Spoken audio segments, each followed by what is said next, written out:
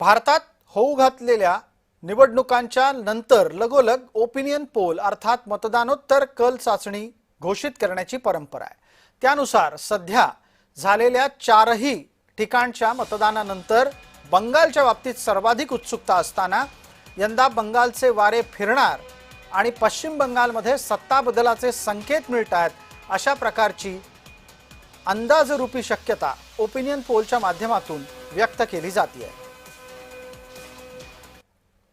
या निमित्तानं opinion poll घेणाऱ्या विविध संस्थांच्या मार्फत काय आकडेवारी समोर आणली जाते ती पहा।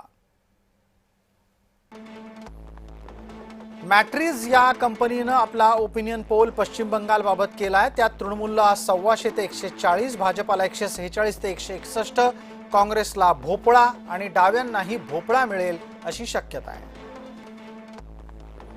याच्यानंतर पुढचा आता तपशील आपल्या समोर येतोय तो चाणक्य या संस्थेचा आहे।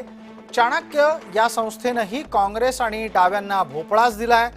तृणमूलला 130 ते 140 जागा दिल्यात तर भाजपाला 150 ते 160 जागा दिल्यात।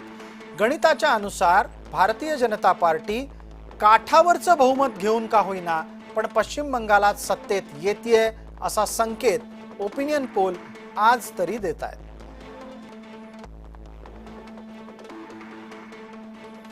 पोल डायरी या संस्थेने दिलेल्या अंदाजानुसार सर्वात कमी जागा तृणमूलला या ओपिनियन पोल मध्ये आल्या आहेत।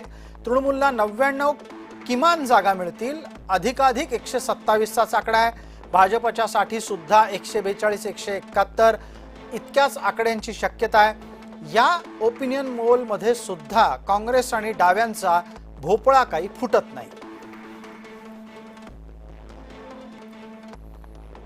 प्रजा या संस्थेच्याकडून प्रजा पोल या अंतर्गत ओपिनियन पोल दिला गेला आहे। त्यातही काँग्रेस आणि डाव्यांना भोपळा आहे।